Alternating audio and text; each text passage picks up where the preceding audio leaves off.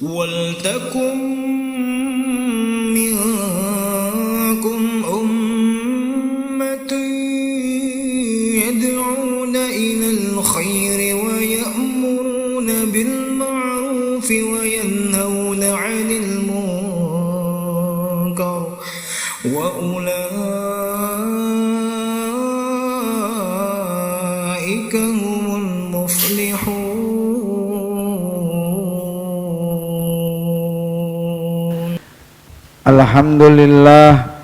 Alhamdulillahilladzi nahmaduhu wa nasta'inuhu wa nastaghfiruh wa na'udzu billahi min syururi anfusina wa min sayyiati a'malina may yahdihillahu fala mudhillalah wa may yudlilhu fala hadiyalah.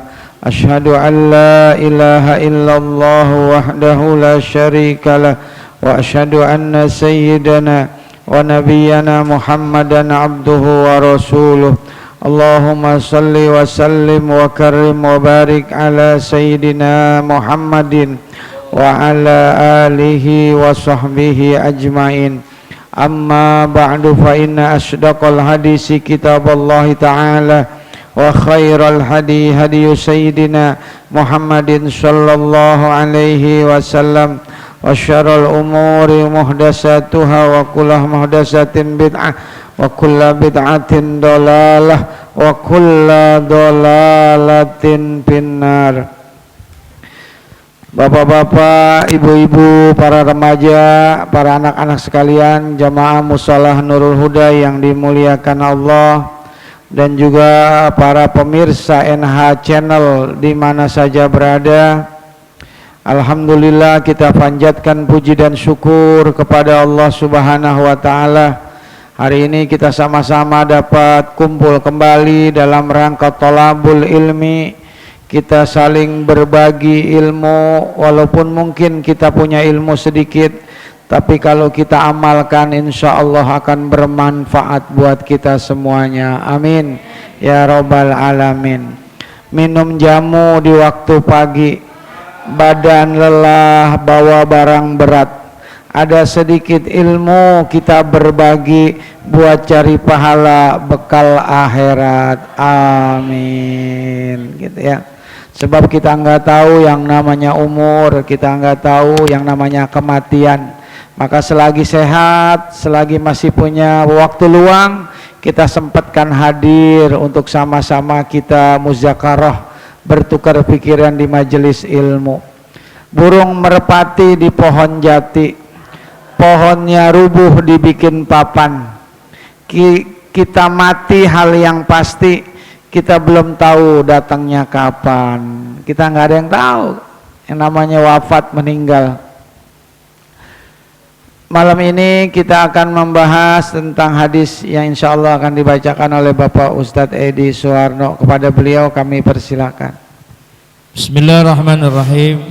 Wa'an Ata' ibni Abi Rabbah qala li ibnu Abbas radhiyallahu an alla urika mara'atu min ahlil jannah faqultu bala qala hadhil mar'atu sawda'u atatin nabi sallallahu alaihi wasallam faqalat inni asra'u wa inni atakashafu fad'ullaha ta'ala li qala in syi'ti sabarti walakal jannah wa in syi'ti da'autullaha ta'ala ay yu'afiyaki faqalat asbiru faqalat inni atakashafu fad'ullah alla atakashafu fada'alaha. Dari Ata bin Abu Rabbah meriwayatkan, Ibnu Abbas radhiyallahu anhu berkata kepadaku, maukah kutunjukkan seorang wanita yang termasuk ahli surga? Aku menjawab, iya. Ia berkata, wanita yang berkulit hitam ini ia pernah datang kepada Nabi Shallallahu Alaihi Wasallam lalu mengadu, sesungguhnya saya mempunyai penyakit ayan dan aurat saya terbuka karenanya. Oleh karena itu mohonkan kepada Allah agar saya diberi kesembuhan. Beliau bersabda, apabila kamu bersabar maka bagimu surga, dan apabila kamu mau saya pun akan berdoa kepada Allah agar engkau diberi kesembuhan. Wanita itu menjawab, saya akan bersabar. Kemudian wanita itu berkata lagi, sesungguhnya aurat saya terbuka karenanya, maka mohonkanlah kepada Allah agar aurat saya tidak terbuka.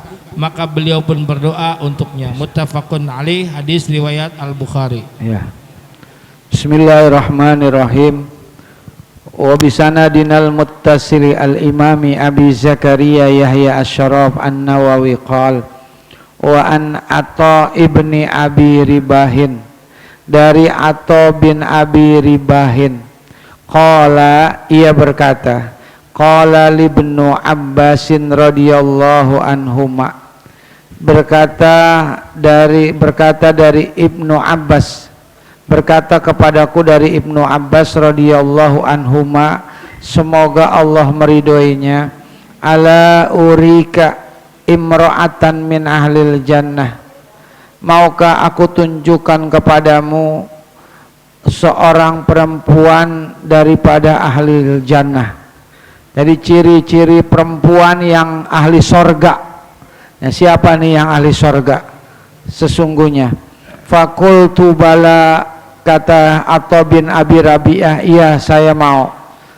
Qala hadhil mar'atus sauda'u, kata Ibnu Abbas, ada seorang perempuan berkulit hitam, perempuan yang berkulit hitam, atatin Nabiya sallallahu alaihi wasallam, yang datang kepada Nabi sallallahu alaihi wasallam. Faqalat, ia berkata si perempuan, inni usra'u, sesungguhnya aku ini mengalami penyakit usra'. Usra' itu penyakit ayan. Ada yang bilang penyakit ayan, ada yang bilang dalam riwayat Bukhari itu orang yang kemasukan jin, ayan. Wa inni atakassafu, sementara sungguhnya auratku terbuka, aurat tubuhku terbuka kalau aku lagi kena ayan. Jadi kalau lagi kejang-kejang dia nggak sadar, auratnya tanpa disengaja dia terbuka. Ini yang dia nih sedih, dia khawatir. Fada'allaha ta'ala, maka ya Rasul mintalah kepada Allah, berdoalah kepada Allah untuk kesembuhan penyakitku ini.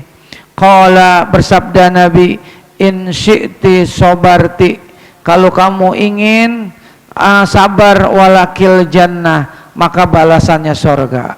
Jadi orang sakit kalau dia sabar balasannya surga, ya. Wa in syi'ti da'autullahi ta'ala ayyu'afiyaka, tapi kalau kamu ingin, aku berdoa kepada Allah agar Allah menyembuhkan penyakitmu. Jadi ada dua pilihan, mau sabar aja atau mau aku berdoa agar penyakitmu disembuhkan, kata Nabi kepada perempuan tersebut. Mau tetap sakit tapi sabar, sabar, nanti balasannya surga, gitu. Faqalat asbiru, kata perempuan itu, saya milih sabar aja, biarin saya sakit nggak apa-apa, yang penting saya mah sabar, karena sabar itu balasannya surga. Jadi dia milihnya sabar. Faqalat inni atakassafu, sesungguhnya kata perempuan itu auratku terbuka. Fad'ullaha, maka mohonlah kepada Allah wahai Rasul, doakan an la takassafa, agar aurat saya itu tidak terbuka pada ahalaha. Maka Nabi berdoa kepada Allah agar aurat perempuan ini tidak terbuka. Muttafaqun alaih, hadis diriwayatkan oleh Imam Bukhari dan Imam Muslim, ya. Jadi hadis ini riwayat dari Atha bin Abi Ribahin. atau ini dapat hadis ini dari Ibnu Abbas. Nah, Ibnu Abbas semoga Allah meridhoi keduanya, huma keduanya. Kalau hu dia doang, tapi kalau huma domirnya dua, berarti semoga Allah meridhoi Ibnu Abbas. Dan kepada satu lagi, siapa? Bapaknya Ibnu Abbas. Siapa bapaknya Ibnu Abbas? Pamannya Nabi, jadi namanya Abbas. Jadi Abdul Muthalib punya anak Abdullah, terus Abu Thalib, Abbas. Nah, Abbas itu punya anak Ibnu Abbas. Tuh, Ibnu Abbas jadi sepupuan sama Nabi. Tuh, saudara sama Nabi. Tuh, Ibnu Abbas, cuma umurnya jauh tuaan Nabi. Gitu. Nah, Ibnu Abbas ini adalah cucunya juga dari Abdul Muthalib. Meninggalnya dikuburin di Baqi.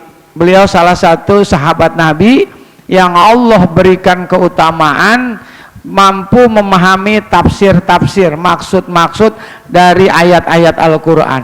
Jadi Ibnu Abbas ini termasuk orang yang ahli tafsir, tuh, yang Allah berikan kemuliaan, keistimewaan Ibnu Abbas.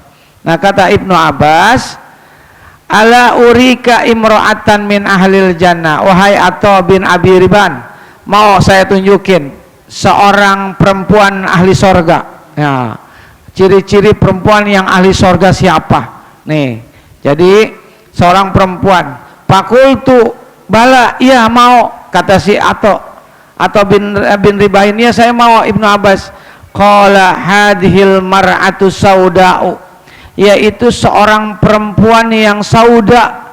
Perempuan ini datang, perempuan ini perempuan hitam, berkulit hitam, bisa jadi budak. Perempuan berkulit, bukan ahli sorga itu perempuan bukan yang cantik, yang hidungnya mancung, yang kutilang, kurus tinggi langsing, ya kan? Kutilang, ya bukan. Tapi ini orang hitam, perempuan hitam, perempuan enggak cantik. Nah, ini atatin Nabiya sallallahu alaihi wasallam. Perempuan ini datang kepada Nabi. Dia ingin mengadukan sesuatu. Apa persoalannya? Nah, dia mengatakan faqalat inni usra'u, sesungguhnya aku ini kena penyakit. Sakit usra'u, ayan. Ada yang mengatakan ayan, ada yang bilang orang ini kemasukan jin. Ayan, apa itu penyakit ayan? Ayan kejang-kejang. Tuh, ayan itu kata ulama sebabnya karena ada penyumbatan pada otak dan saluran saraf. Nah, jadi sakitnya sakit saraf tuh, ayan. Orang yang kalau sarafnya tersumbat, nah nanti tiba-tiba dia kejang. Nah, atau bahasa sekarangnya epilepsi, ya Bu ya, epilepsi, bukan epi anaknya Panario, epilepsi, ya, epilepsi. Nah, epilepsi, ada yang mengatakan itu akibat penebalan kolesterolnya terlalu tinggi, jadi udara oksigen nggak bisa masuk ke otak, sehingga kemudian terjadi gangguan saraf. Nah, hati-hati tuh, kurangin Bang Ajat makan gorengannya ya. Iya, Bang Nang mana Bang Nang? Iya, jangan. Iya, saya banyak. Ya, iya.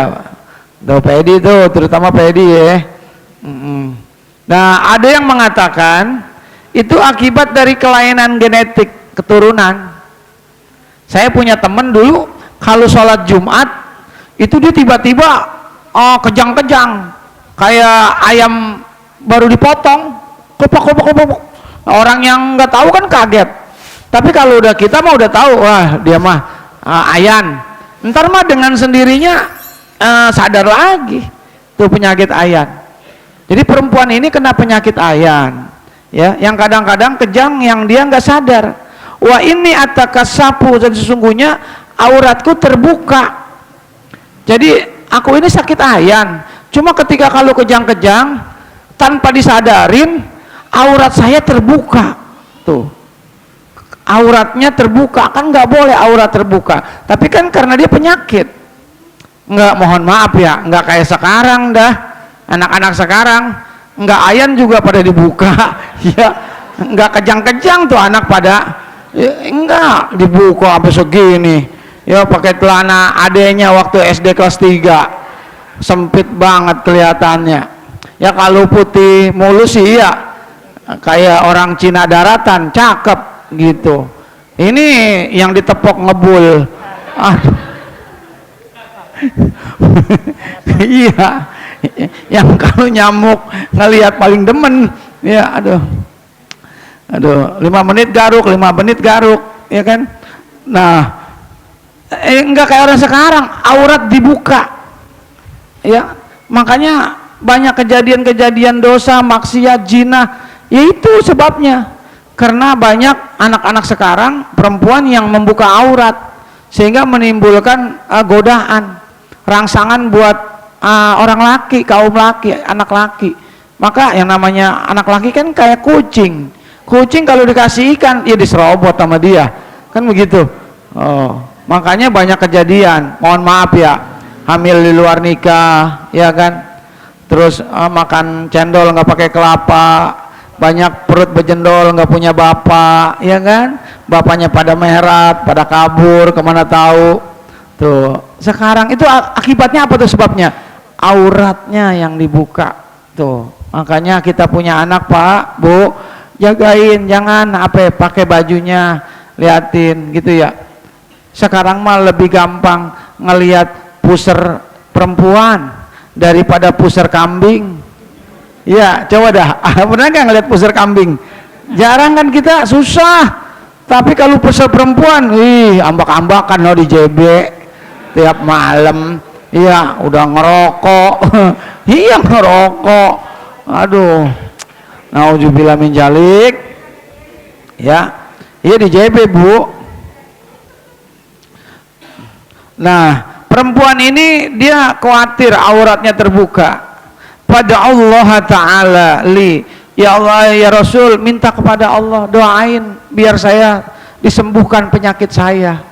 Jadi ini menandakan kita ini kalau sakit kita boleh ikhtiar, boleh usaha biar sakit kita sembuh. Jangan pasrah.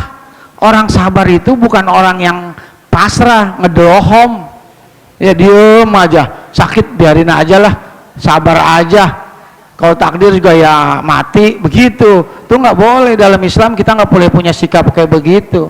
Orang sabar itu orang yang ikhtiar, orang yang punya visi ke depan, mikirnya ke depan. Kalau kita meninggal kesian anak-anak kita, iya kan. Kalau kita meninggal kita masih banyak utang atau apa yang terjadi, ya kan. Jangan, kita harus menjaga kesehatan, karena dalam agama mencegah itu lebih bagus daripada mengobati Bu. Kata Pak Quraisihab, kadang-kadang kita ini menciptakan kematian kita sendiri. Jadi kiamat sebenarnya kita buat sendiri. Dengan cara apa? Dengan cara tidak menjaga makan, tidak menjaga pola tidur, istirahat, iya kan. Pulang kerja satpam, pulang ke rumah bukan tidur 12 jam, malah main HP, ya kan. HP sampai jam 2:30, ya kan. Ngopinya kuat, makan kagak. Akhirnya tuh kayak tetangga saya, tahu-tahu pagi-paginya pembuluh darahnya pecah, dibawa ke RSUD. Tuh akibatnya tuh nggak bisa menjaga pola tidur. Jangan sering tidur di atas jam 12 Bu, nggak boleh. Tidur mendingan di kasur daripada di atas jam, iya kan. Nggak boleh di atas jam 12 kumpulin 12 jam, jangan ya Bang Rian.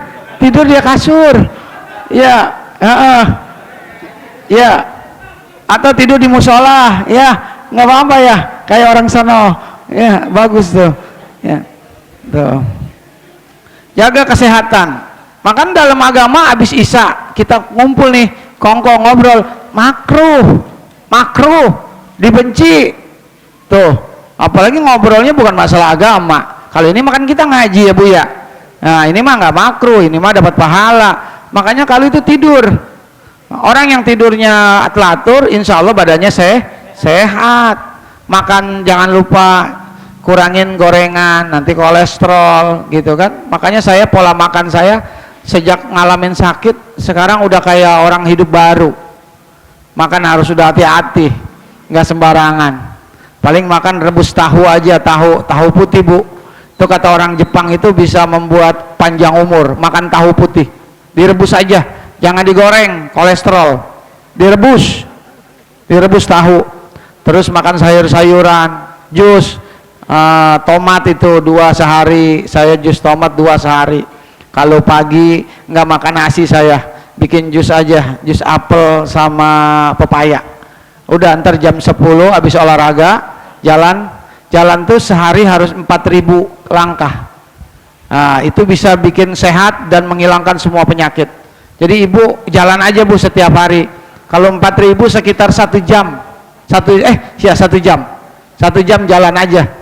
Itu menghilangkan semua penyakit kita. Tuh, bergerak, jadi darah biar melancar, ngalir. Tuh, ya. Bang Parman tuh ya Kak, walaupun di ojek motor bisa jalan, dorong aja motornya. Iya kan, irit bensin, ya kan. Ntar udah keluar keringat baru naikin. Iya, itu juga olahraga tuh. Ya kan di JB tuh ada orang Cina tiap hari ngedorong motor tuh. Kalau habis nganter anaknya, iya saya lihat sehat, iya sehat. Tuh, Pak Edi umpamanya, ya kan, dorong motor, ya kan. Nah itu sehat kita, ya, jaga kesehatan. Nah orang ini minta doa sama Nabi, artinya apa? Kita boleh minta doa Bu, sama ulama, sama ustadz, sama orang soleh, minta doain biar sehat, itu boleh. Tuh, saya aja kadang-kadang, padahal mah saya mah bukan kagak bisa apa-apa. Tapi orang kadang-kadang ada aja kalau habis ngaji minta air lah buat anaknya sakit. Ada orang yang kesurupan minta sama saya. Iya Pak Ustadz, ada kesurupan tuh anak perawan naik pohon jambu mulu. Ya Allah neng, ngapain sih naik pohon jambu mulu? Udah diobatin kemana-mana nggak sembuh. Ini peristiwa nyata di depan rumah saya. Saya bilang saya mah nggak bisa ngobatin begitu-begitu, tapi tolonglah Pak Ustadz. Ya mau nggak mau dah, kena gelar kita SAG, kata dia Pak Ustadz kan SAG, apa artinya? Sarjana alam goib. Ya kan bisa dong ngobatin. akhirnya ya saya datang aja, saya habis wudhu, saya sholat tahajud, saya patehain semua ulama-ulama, Habib Usin luar Batang, pokoknya semua dah saya patehain, saya datang aja. Yang kesurupan ngelihat saya malah mau kabur. Lah, saya setan kali ya. Saya liatin doang nggak ngapa-ngapain. Tahu-tahu udah langsung pingsan aja, lemes. Udah minumin teh manis aja. Nah, biar dia sehat lagi. Enggak saya bacain apa-apa. Saya nongkrongin aja, saya duduk. Saya liatin aja dia ngeliatin saya ngeliatin dia. Ya, nah yang kedua ada lagi yang kesurupan. Jinnya minta minum air dari gunung. Lah, nyari air kemana? Sekarang air pam aja susah, apalagi air gunung. Jauh di Sukabumi, Bogor aja pada kering. Wah, lu mah yang bener aja Jin. Udah saya bilang beliin aqua, beli aqua. Saya kasih minum. Nggak mau saya, ini bukan air gunung. Baca tuh aqua. Tuh, baca. Dari Babakan Pari Sukabumi, Gunung Babakan Pari Sukabumi, berarti kan gunung. Oh iya, diminum dia, akhirnya sembuh. Ya, kita jangan kalah sama setan, sama jin. Iya kan dulu ada bacaannya tuh Pak aqua dari Babakan Pari Sukabumi, itu ada dulu, sekarang udah nggak ada bacaannya. Dulu ada. Jangan itu ya. Itu kadang-kadang begitu tuh. Jadi boleh kita ngasih doa, boleh. Bahkan ada orang ibu-ibu udah 3 hari mangap aja, sekaratul maut nggak mati-mati. Dia keturunan Raja Lampung. Raja Lampung, marganya Pulungan. Pulungan katanya Pulungan dari Lampung ya. Iya, dia ke Raja Lampung. Nggak meninggal, saya yang diparanin di sono no pinggir kali. Nah, udah biarin, ntar saya kesana deh sore. Itu saya datang aja, saya liatin aja. Tahu dia meninggal sendiri. Iya, saya nggak ngapa-ngapain, saya liatin doang. Ya udah meninggal. Ya, ternyata dia mungkin karena pegangannya banyak, wapaknya banyak, ilmu-ilmu hitamnya banyak, jadi susah keluar, jadi lama matinya. Mungkin kita nggak tahu ya. Nama dia kedukun juga katanya. Jadi ibu ini dukun dulunya. Banyak tamu ke rumahnya. Gitu. Cuma waktu meninggal susah. Sakaratul mautnya susah. Jadi saya PHTH-in dari rumah aja. Ntar saya ke situ. Itu. Jadi kita boleh minta doa sama ustadz boleh. Itu mah nggak boleh. Musyrik. Iya, kalau mintanya medukun musyrik. Tapi mintanya sama ustadz sama kiai boleh ya Bu ya. Minta air aja tuh. Bang Parman sering minta sama saya tuh air. Anaknya sakit minta, tahu bayar apa kagak? Ya saya kasih aja air. Namanya air ya Bu ya, saya kasih aja. Dulu ada orang anaknya sakit minta air sama Kiai Muhajirin Amsar. Nah, gurunya guru saya Kiai Saripudin punya guru Kiai Muhajirin Bekasi. Pas ke rumahnya Kiai Muhajirin udah tidur, udah malam, lagi istirahat. Terus kata santrinya, nggak bisa, Kiai udah tidur. Akhirnya itu karena dia takut diomelin sama bininya, ini termasuk suami yang takut bini, suruh minta air nggak dapat, dia ke sawah aja dekat rumahnya Kiai. Sawahnya Kiai diambilin airnya, diminumin, anaknya panas badannya, sembuh. Masya Allah, itu airnya Kiai itu baru air sawahnya Kiai, apalagi doanya Kiai. Masya Allah, berkahnya tuh. Makanya kita kalau ada apa-apa, kita dekat sama Kiai, sama ulama, minta doanya. Tuh, nih kayak Pak Sugi nih kisah bener nih Bu. Belum lama ya, cucunya mau apa Pak Sugi? Mantu mau melahirkan ya? Sungsang, bayinya sungsang Bu. Terus mau dioperasi sesar. Maghrib saya lagi ngajar ngaji, ditelepon sama dia. Pak Ustadz mau lahiran, mantu saya tapi harus dioperasi sesar, kata bidan. Waduh, itu mah biayanya gede Pak Sugi, makanya saya minta doa. Gitu, ternyata orang nggak punya duit dia. Kalau dia punya duit juga dia langsung ke sesar ya. Waduh, sama saya dulu begitu. Ya udah Pak Sugi, Bismillah aja. Ntar saya bacain Fatihah dari sini. Ya Fatihah doang, senjata saya nggak ada lagi. Saya bacain, saya kirimin Sultan Hasanuddin, siapa aja dah ulama-ulama, saya Fatihain semuanya biar cucunya Pak Sugi lahirnya normal. Ibu ya, tuh ibunya ada neneknya 15 menit kemudian telepon lagi ya, telepon, katanya udah lahir ya. Alhamdulillah lahirnya normal, nggak keluar duit, cuma saya nggak ditraktir sampai sekarang. Iya. Oh bayar juga itu normal 4 juta juga, Masya Allah. Bidan bisa 3 kali umroh itu. Ya Allah. Ya, jadi kembali. Jadi boleh kita minta doa sama ulama, sama ustadz. Doa bid doa. Karena Nabi sendiri pernah minta doa sama Umar, Sayyidina Umar.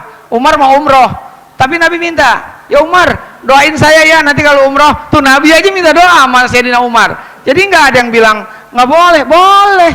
Minta doa, tawasul, doain, doa bid doa. Pedi doain saya ya, bisa boleh, silakan doain, boleh minta doa, saling doain. Kiai saya itu Ustadz Puleh, kalau ketemu selalu ngomong, doain gue ya mulia, iya Kiai, doain gue ya, iya, doa, pokoknya doain ya. Kita nggak tahu doa siapa yang Allah kabulin, ya kan?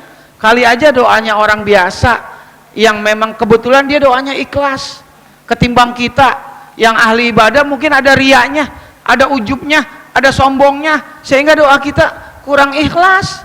Nah ada orang biasa doain ya Pak ya, gitu. Jadi kita saling doa, berdoa, doa mendoakan, boleh. Nah orang ini doain. Maka kata Nabi, qala in syi'ti sobarti walakil jannah. Kalau kamu ingin, kata Nabi, sabar, maka jaminannya sorga. Nah, Nabi kasih 2 pilihan. Mau saya doain apa nih? Mau sabar, sakit sabar. Kalau kita sakit sabar, maka nanti dosa kita dihapus. Tapi syaratnya sabar. Jangan ngeluh, jangan nggak ridho. Dikasih sakit nggak ridho, dikasih sakit ngeluh, dikasih sakit marah-marah. Padahal kan yang sakit bukan dia doang, semua orang juga banyak yang pada sakit. Kita sabar aja sambil ikhtiar, sambil berobat, sambil berdoa. Bukan cuma kita. Kadang-kadang hidup kan dinamis. Kadang-kadang lagi seneng, ngajak anak ke JB, jalan-jalan enak, ketawa-ketawa, iya kan? main mandi bola, apa tuh anak. Ntar aja ada aja nih anak lagi pilek, batuk, sakit, ya kan, tiba-tiba dibawa ke dokter. Itu jalanin aja, emang udah siklus kehidupan begitu. Kadang dua doang hidup mah rumusnya. Kalau nggak sakit, sehat. Kalau nggak nangis, ketawa.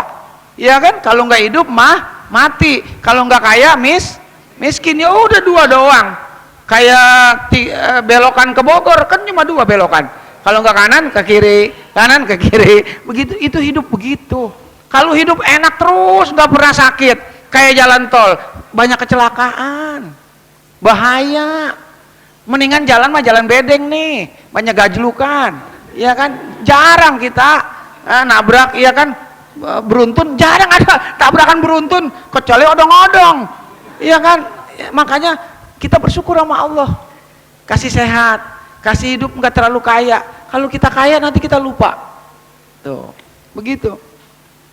Nah, sabar, kalau sakit sabar. Sebab kata Nabi, seorang muslim dia sakit, dia umpamanya kena duri, ketusuk duri, dia sabar kepada Allah, dia nggak ngeluh, maka dia diampuni dosanya. Tuh, itu baru ketusuk duri. Nah, jadi kalau kita sakit, bukan kita doang, orang lain juga banyak yang sakit. Maka sabar. Nanti kalau dia sabar, kemudian dia meninggal umpamanya, dia jaminannya masuk sorga. Tuh balasan buat orang sabar. Sebab orang sabar itu pahalanya nggak bisa dihitung. Innama yuwaffas shobiruna ajrahum bighairi hisab. Sesungguhnya orang yang sabar itu pahalanya nggak bisa dihitung, bighairi hisab. Baca Quran ada pahalanya, 1 huruf 10, ya kan? Sholat berjamaah 27 derajat, iya Bu ya, ya kan? Tapi kalau sabar nggak pakai dihitung. Sedekah pahalanya 700 kali kita dibalas, iya Bu ya. Tapi kalau sabar nggak pakai dihitung, saking banyaknya tuh pahala sabar. Makanya sabar mah sangat penting, tuh paling pokok dalam agama. Makanya Imam Hasan Basri pernah mengatakan, man la sobaro waladina lahu. Siapa orang yang tidak punya sifat sabar, maka nggak ada agama bagi dia. Dia nggak punya agama, ya. Diterabas aja, halal haram apa, nyari duit yang penting mah banyak, nggak tahu halal nggak tahu haram. Kenapa? Karena dia nggak sabar. Tuh. Nah, jadi sabar. Kalau dia sabar. Yang kedua kata Nabi, pilihannya, wa in syi'ti da'autullaha ta'ala ayyu'afiyaka. Kalau kamu ingin, aku berdoa kepada Allah agar Allah menyembuhkan penyakitmu. Oh, doanya Nabi mustajab, dikabulin sama Allah. Kalau Allah Nabi doa, doanya dikabulin. Tuh, ya. Faqalat asbir, kata perempuan ini, saya milih sabar aja. Jadi saya milih sabar penyakit saya. Biarin saya penyakit ayan, tapi ini atakassapu fad'ullaha alla takassafa. Tapi saya pengen aurat saya jangan terbuka ya Rasul. Makanya Rasulullah doakan supaya aurat saya tidak terbuka. Tuh. Ya, ini nih yang paling penting. Apa pelajaran yang bisa kita ambil?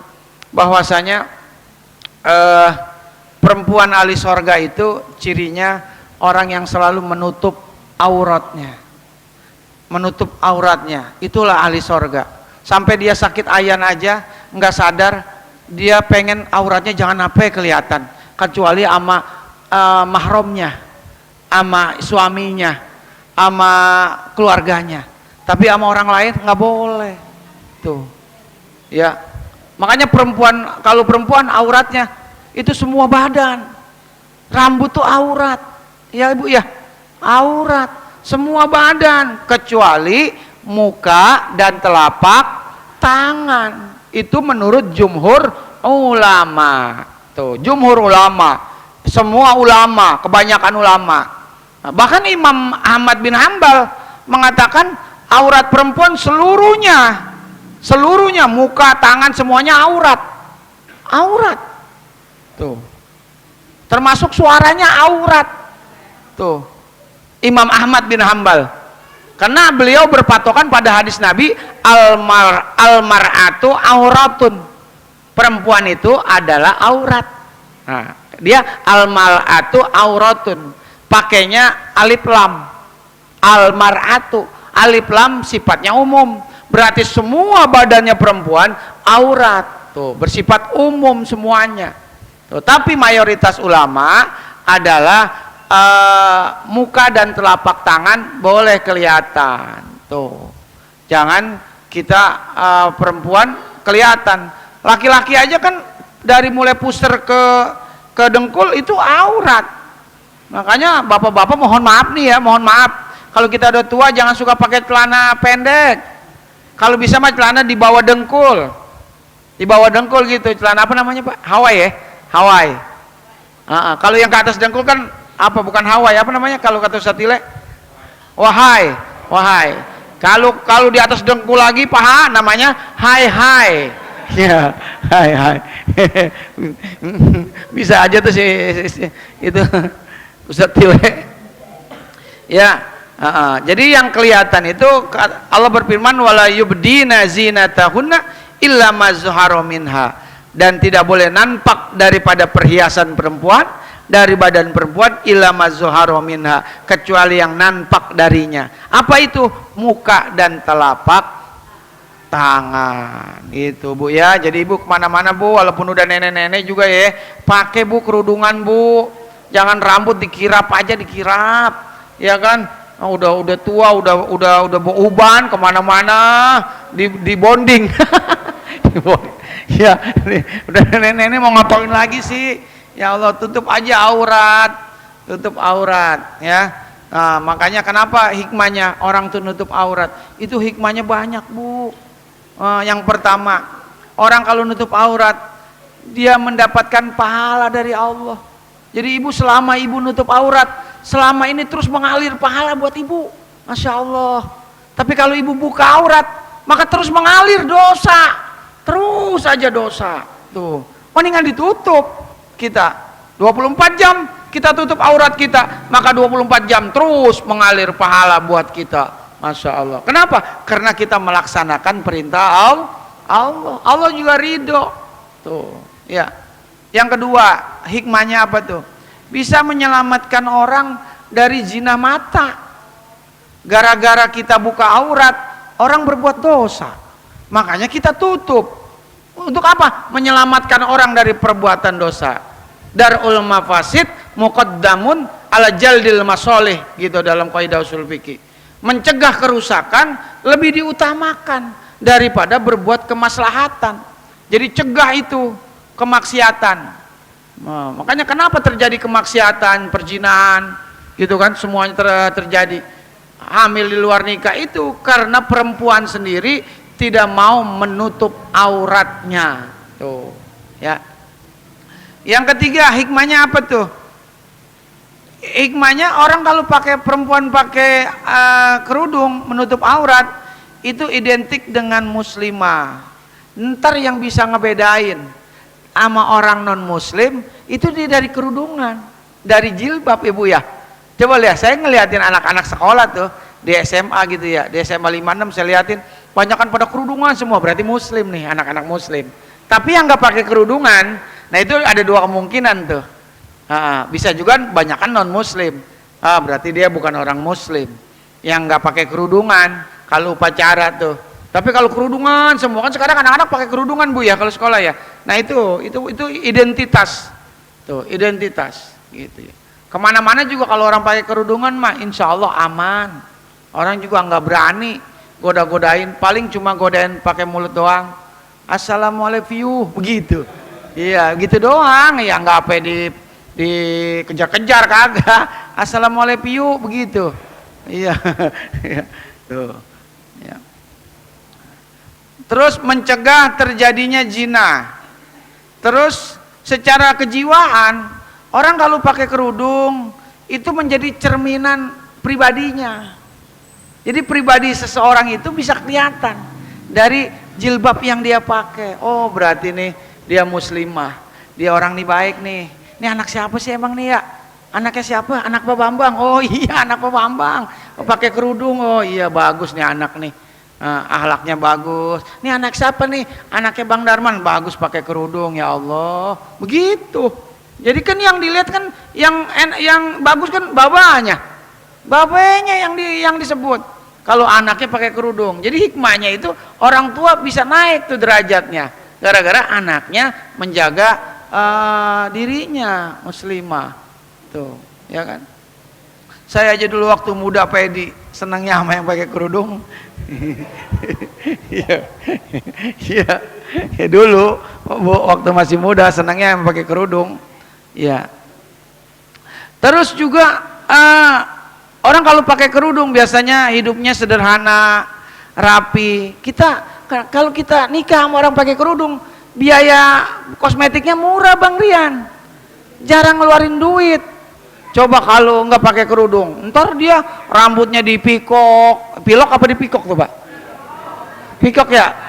Pikok. Dipikok. Pikok terus beli apa tuh sifat mata yang kayak Syahrini apa tuh Bu namanya? Anti badai apa anti apa tuh? Iya, warna-warna. Terus beli bedaknya aja macem-macem, ya kan? Ada bedak dasar, bedak apalagi Bu? Bedak pelengkap. Belum ada bedaknya macam-macam. Ada Tulji, Ultimas, RH, ya kan? Apa tuh namanya? Aduh banyak tuh Bu ya. Terus ya tapi kalau orang sini mah ya kita udah tahu sendiri dah ya, bedak mahal. Ini bedak yang nggak pernah naik harganya dari tahun 1945. Bedak pipa ya Bu ya. Ya. Tapi kalau orang pakai kerudung kan enggak apa begitu, sederhana. Udah begitu kalau orang nggak pakai kerudung, kalau dia berhias itu ngabisin duit, ngabisin waktu. Tapi kalau orang pakai kerudung kan cepat, ya kan? Kita mau kondangan nungguin bini pegel, iya kan? Wow, dandannya 2,5 jam. Udah dandan pas kita lihat, buset, kayak ondel-ondel. Dikira mah cakep. Tuh, makanya, ya itu hikmahnya. Apalagi hikmahnya buat menjaga kesehatan. Orang kalau pakai kerudung, apalagi panas sekarang, itu menjaga rambut. Daripada paparan sinar matahari. Subhanallah. Makanya itu. Makanya perempuan itu banyak sekali keuntungannya, keutamaannya. Makanya anak-anak kita tuh dari kecil udah dibiasain pakai kerudung gitu, ya. Nah, ini hadis diriwayatkan oleh Imam Bukhari dan Imam Muslim. Kayaknya segini dulu kali ya, satu hadis saja kali ya. Jadi mudah-mudahan ada manfaatnya. Kesimpulannya adalah mari sama-sama kita menjaga aurat kita. Mudah-mudahan dengan menjaga aurat kita termasuk sebagai perempuan-perempuan ahlil jannah. Amin ya Allah ya rabbal alamin. Astagfirullahaladzim, astagfirullahaladzim, walakal hamdu ya ma'bud. Allahumma salli wa sallim ala sayyidina Muhammad. Alhamdulillahirabbil alamin, hamdan yu'afi ni'amahu yukafi mazidah. Ya rabbana lakal hamdu kama yanbaghi li jalali wajhikal karim wa jami sultanik. Allahumma salli wa sallim ala sayyidina Muhammad. Allahumma ighfir lana dzunubana wa liwalidina wa limasyayikhina wa lijiranina wa liman haqqun alaina. Allahumma aghnina bil ilmi wa zaina bil hilmi wa akrimni bit taqwa wa bil afiyah. Allahumma anfa'na bima 'allamtana wa 'allimna ma yanfa'una. Rabbana zidna ilman nafi'ah. Rabbana zidna ilman nafi'ah wa fahman sha'iba wa lisanan dzakira qalban syakira. Rabbana atina fid dunya hasanah wa bil akhirati hasanah wa qina azabannar. Wa sallallahu ala sayyidina Muhammad walhamdulillahi rabbil alamin. Kurang lebihnya mohon maaf. Assalamualaikum warahmatullahi wabarakatuh.